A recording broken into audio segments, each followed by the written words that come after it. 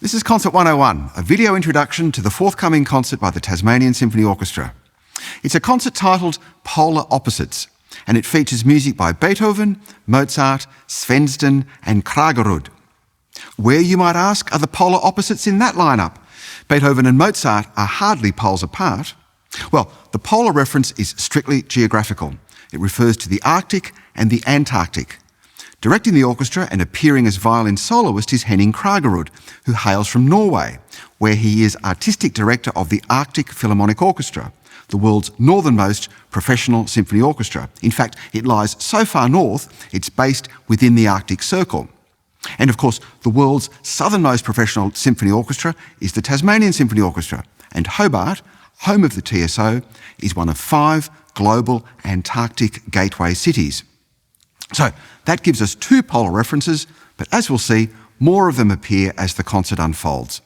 But let's start with the first work on the program, the Romance Opus 40 by Ludwig van Beethoven. This is a small-scale piece for violin and orchestra, and it's a small orchestra at that. Strings, 1 flute, 2 oboes, 2 bassoons and 2 horns. Scarcely more than 30 musicians on stage in total. With those dimensions, it's pretty much a chamber orchestra. It's the kind of work that would have been perfectly suited to performance in a spacious but not overly large room in one of the aristocratic households in Vienna that maintained a private orchestra. The title is noteworthy. A romance was a single movement piece that was predominantly lyrical in style. In other words, it's a song-like piece. Beethoven's Romance unfolds at a leisurely pace, and the solo violin avoids elaborate and virtuosic display. Beethoven, of course, was a pianist, but he knew his way around the violin, and the Romance contrasts the instrument's dark lower register with the more luminous middle and upper ranges.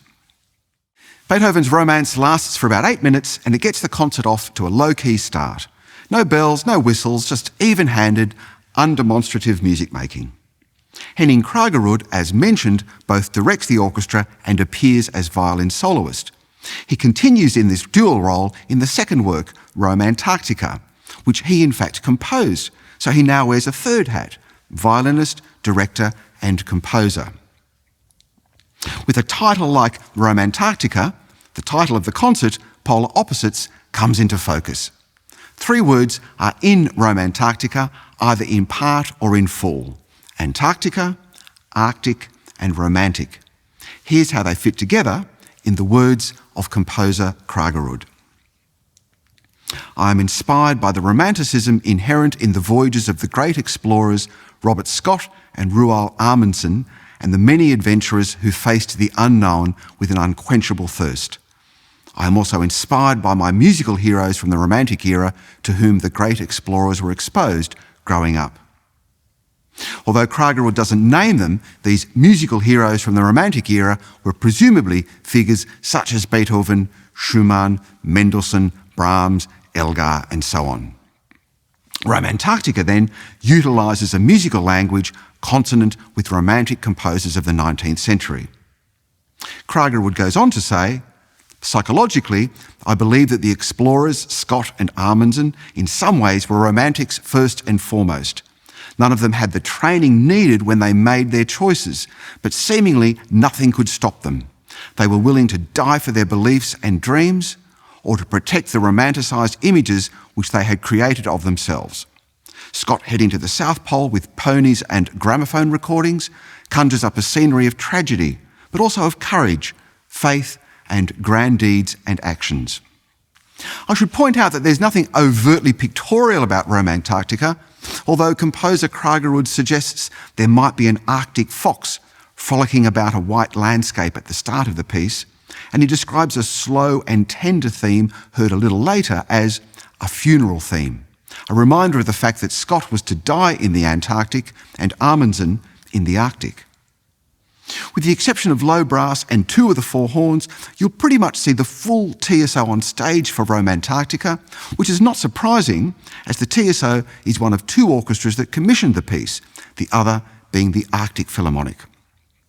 You'll also notice 2 soloists on stage, Henning Kraggerud on violin and Andrew Seymour on clarinet. The solo instruments, by the way, can be varied from one performance to the next. They don't have to be violin and clarinet. The score simply specifies a treble instrument and a tenor instrument. The Arctic Philharmonic, for instance, has performed it with solo flute and viola. But this concert will be the world premiere of a performance for violin and clarinet. And to discuss that further, I'll chat with clarinetist Andrew Seymour a little later. Romantarctica lasts for about 20 minutes and it will be followed by a 20-minute interval. After interval, we have the Romance for Violin and Orchestra, Opus 26, by Norwegian composer Johan Svendsen. Svendsen, a contemporary of Grieg, is probably an unfamiliar name, but he was the leading composer of symphonic music in Norway in the 19th century. Nowadays, outside Scandinavia, he's known for little else apart from the work that we're going to hear, the Romance. So, both halves of the concert begin with a work titled Romance. Like Beethoven's Romance, Svendsen's is a single movement piece lasting for about 8 minutes. But Svendsen's Romance is altogether grander than Beethoven's. This is music for the concert hall, not the drawing room. It could be the slow movement of a violin concerto. Svendsen was a conductor as well as a composer, and he was an acquaintance of Wagner's and a champion of Wagner's music. You can hear the influence of Wagner at the start of the Romance. The music moves by semitone, sliding this way and that.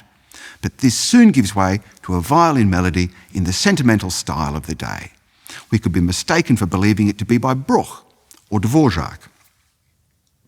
The last work in the concert is also the earliest. It's the Symphony No. 29, K201 by Wolfgang Amadeus Mozart, which dates from April 1774, which means that Mozart composed it not long after turning 18. Of Mozart's more than 40 symphonies, about half a dozen or so stand out, and this is one of them. It doesn't stand out for the size of its orchestra. In fact, this is about as small as a Mozart orchestra gets, 2 oboes, 2 horns and strings. But it stands out for its vitality and breadth of imagination. It marks a point of arrival for the teenage Mozart. The symphony commences with a theme that is simplicity itself, but inspired. Basically, the embellishment of a single note A.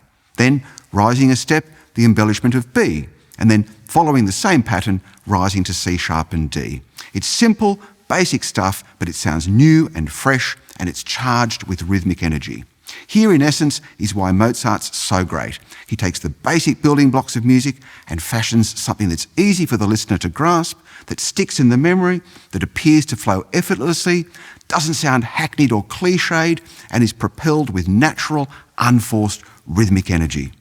3 equally captivating movements follow: a graceful andante, where the violins are muted most of the time, a buoyant menuetto and trio, and a light and vivacious finale, Allegro con spirito. So, that's a brief overview of the 4 pieces in the concert, but let's now chat with Andrew Seymour, TSO Principal Clarinet and co-soloist in Romantarctica. So, Andrew, what's it like to be co-soloist in a world premiere? You probably have to ask me that on Saturday, Robert. But no, look, I've enjoyed it, the experience so far. I haven't even met Henning yet. We're meeting this afternoon for the first time to play through the piece. But he's been great. We've communicated a little bit over email. I've obviously had the score for a while and been learning the piece myself. And Henning seems really open to me bringing my own interpretation. He's kind of been open that he doesn't know a lot about the clarinet in terms of where's good for breathing, articulations, all that kind of stuff. So he said, bring your own ideas, and we'll work on it together. So I'm really looking forward to it. Have you had the piece for long, and how do you go about preparing for a brand new piece? I guess 3-4 months, I suppose. Okay. There's a recording that he's given me that I've probably had for maybe 6 months to kind of familiarise myself with the piece. But this is the first time it's been done with clarinet. Yes. So it's previously been performed with him playing viola and a flute soloist. So we're switching the parts for this time. So he'll be on the top solo line playing violin, and I'll be playing clarinet, obviously. Yeah, look, I mean, preparing it, you just kind of, really get to know the score. Obviously, learn your part. Kind of, think about musical ideas. Taking. From what's in the score, from what's in this previous recording.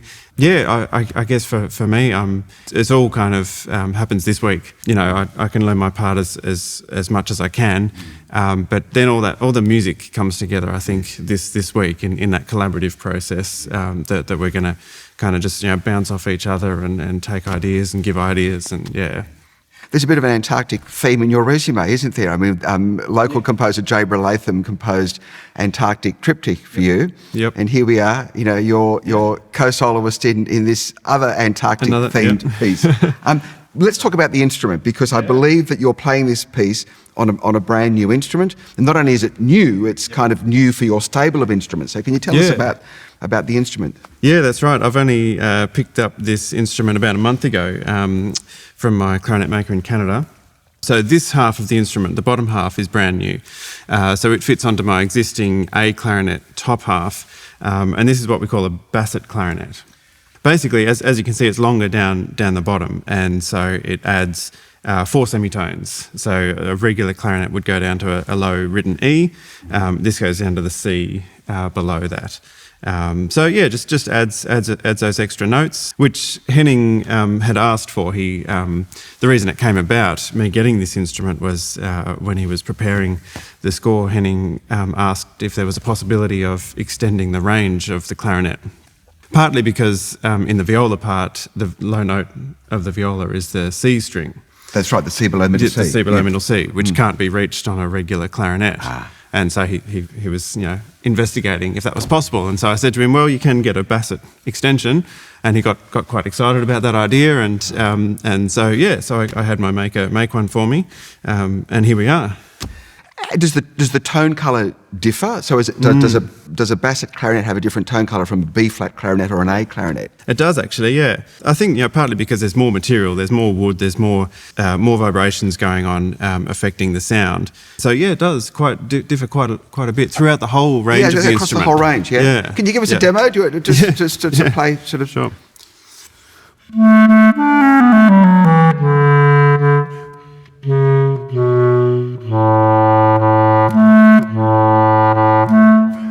And that's the lowest note of the instrument down there, that low C. And that's the C.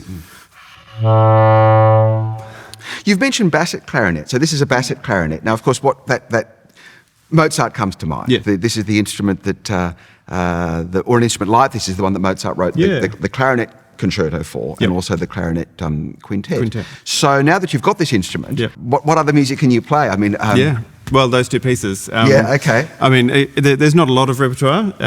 This instrument basically exists just for those two pieces. Right. Okay. For the Mozart, but I mean, two great pieces, staples of the repertoire. So, but you've played those recently. Yep. So, but you've played them on a non-basset clarinet. So, what does this mean now? That lines that were heading down and had to jump up the octave. That's right. Can now descend. Yeah. Exactly.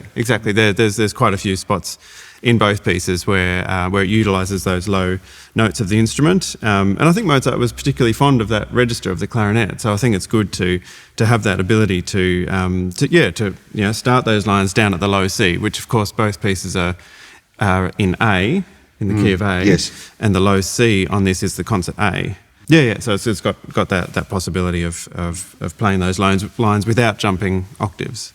Well, now that you've got this beautiful-looking instrument, we look forward to hearing it in other pieces as well. Yeah. But for now, Andrew, good luck with Romantarctica, and thanks for coming on to talk about the piece and the instrument. That brings Concert 101 to an end. I hope that it's been illuminating and enlightening for you. Do join us next time. Bye for now.